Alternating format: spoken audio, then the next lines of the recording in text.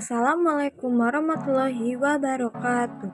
Perkenalkan, nama saya R.A. Fehrina Fridinda dengan NIM 060212222743. Hai, perkenalkan nama saya Rahma Novianti dengan NIM 06021228222736. Pada kesempatan kali ini, kami akan memaparkan mengenai media pembelajaran materi cerita rakyat kelas 10 SMA berbasis aplikasi YouTube.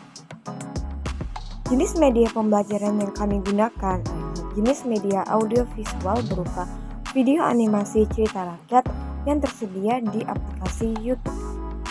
Baik, langsung saja kita masuk ke langkah-langkah pembuatan. Langkah pertama adalah pendidik akan mengenalkan dan menjelaskan mengenai materi cerita rakyat. Hal yang pertama harus dijelaskan oleh pendidik adalah pengertian dari cerita rakyat. Jadi cerita rakyat ini adalah cerita yang diturunkan dari nenek moyang melalui lisan tulisan. Cerita rakyat dapat dipahami sebagai sebuah kisah atau cerita yang berasal dari masyarakat zaman dahulu dan berkembang secara luas dari mulut ke mulut, hingga pada akhirnya dikenal secara luas. Cerita rakyat sendiri merupakan warisan budaya yang perlu dilestarikan hingga generasi selanjutnya. Namun, karena cerita rakyat ini disampaikan secara lisan, maka sangat sulit untuk mengetahui siapa pengarangnya. Selain itu, cerita rakyat ini juga termasuk jenis cerita fiktif sehingga tidak dapat dibuktikan kebenarannya. Hal selanjutnya yang perlu dijelaskan terlebih dahulu oleh pendidik adalah unsur intrinsik yang terdapat pada cerita rakyat. Yang pertama adalah tema. Tema adalah gagasan pokok atau ide utama yang menjadi dasar cerita. Tema biasanya berkaitan dengan pesan moral, ajaran, atau hikmah yang ingin disampaikan oleh pengarang atau penutur cerita.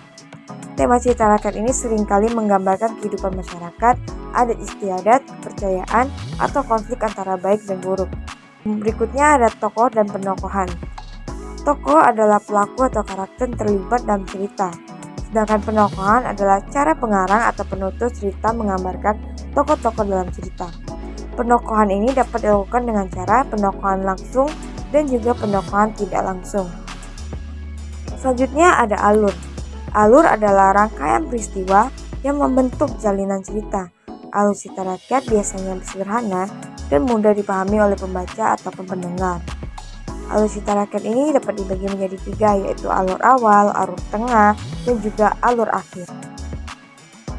Selanjutnya ada latar. Latar ini adalah tempat, waktu, dan suasana yang menjadi latar belakang cerita. Latar cerita rakyat biasanya menggambarkan kondisi geografis, sosial, budaya, atau sejarah suatu daerah atau bangsa. Latar cerita rakyat ini dapat berpengaruh terhadap alur, tema, ataupun tokoh dalam cerita. Selanjutnya ada amanat. Amanat adalah pesan moral, ajaran, atau hikmah yang ingin disampaikan oleh pengarang atau penutur cerita kepada pembaca ataupun pendengar. Amanat cerita rakyat biasanya bersifat universal dan dapat diterapkan dalam kehidupan sehari-hari. Amanat cerita rakyat dapat disampaikan secara langsung ataupun tidak langsung oleh pengarang dalam cerita rakyat. Selanjutnya ada gaya bahasa.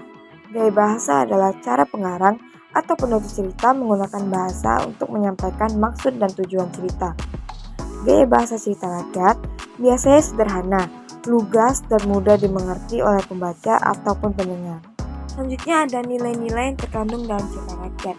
Yang pertama ada nilai religius, yaitu nilai-nilai yang berkaitan dengan agama atau kepercayaan masyarakat. Yang kedua ada nilai sosial, yaitu nilai-nilai yang berkaitan dengan hubungan antara individu atau kelompok dalam masyarakat. Ada nilai moral, yaitu nilai-nilai yang berkaitan dengan perilaku baik atau buruk dalam masyarakat. Lalu ada nilai estetis, yaitu nilai-nilai yang berkaitan dengan keindahan atau kesenian dalam masyarakat.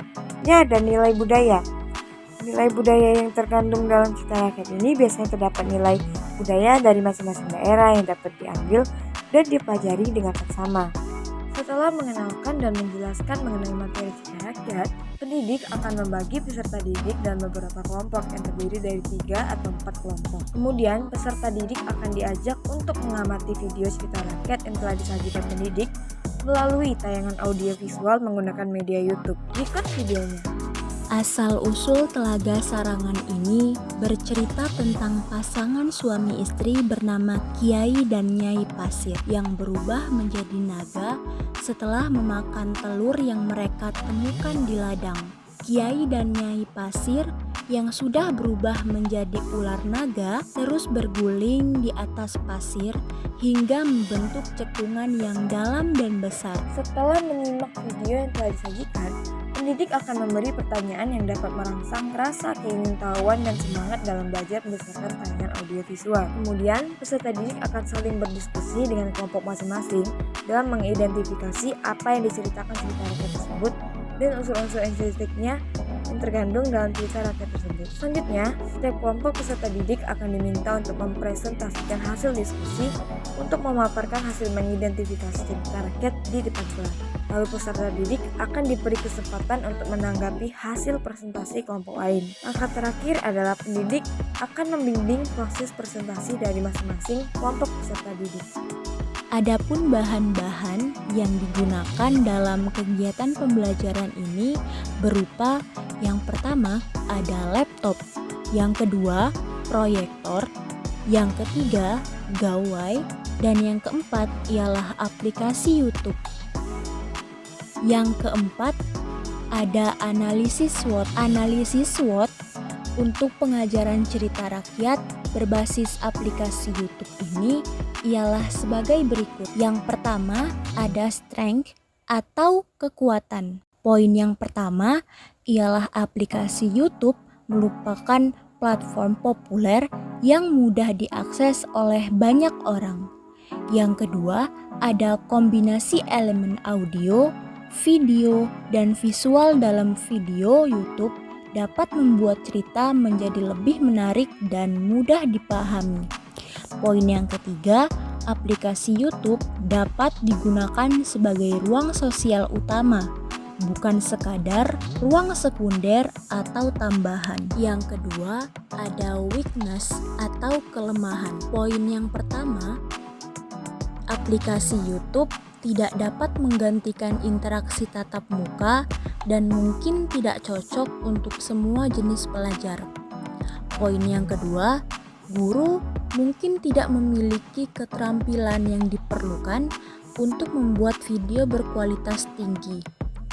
Poin yang ketiga, mungkin saja ada kekhawatiran mengenai keakuratan dan kesesuaian konten di aplikasi YouTube. Yang ketiga, ada opportunities. Poin yang pertama, aplikasi YouTube dapat menyediakan platform bagi siswa untuk membuat dan berbagi video mereka sendiri tentang cerita rakyat. Poin yang kedua, guru dapat menggunakan aplikasi YouTube untuk terhubung dengan pendidik lain dan berbagi sumber daya. Poin yang ketiga, aplikasi YouTube dapat digunakan untuk menjangkau khalayak yang lebih luas di luar kelas. Yang keempat, ada threats atau ancaman. Poin yang pertama, mungkin ada masalah hak cipta saat menggunakan video atau musik tertentu di video YouTube. Poin yang kedua, siswa mungkin terganggu oleh konten lain di aplikasi YouTube dan kehilangan fokus pada pelajaran. Poin yang ketiga, mungkin ada kekhawatiran mengenai privasi dan keamanan saat menggunakan aplikasi YouTube, terutama bagi siswa yang lebih muda. Secara keseluruhan, penggunaan aplikasi YouTube dalam mengajarkan cerita rakyat dapat menjadi alat yang berguna. Namun, penting untuk mempertimbangkan kekuatan, kelemahan, peluang, dan ancaman sebelum menerapkannya di kelas. Sekian pemaparan media pembelajaran cerita rakyat berbasis aplikasi YouTube. Semoga dapat dipahami dan diterapkan dalam pembelajaran di SMA. Terima kasih. Wassalamualaikum warahmatullahi wabarakatuh.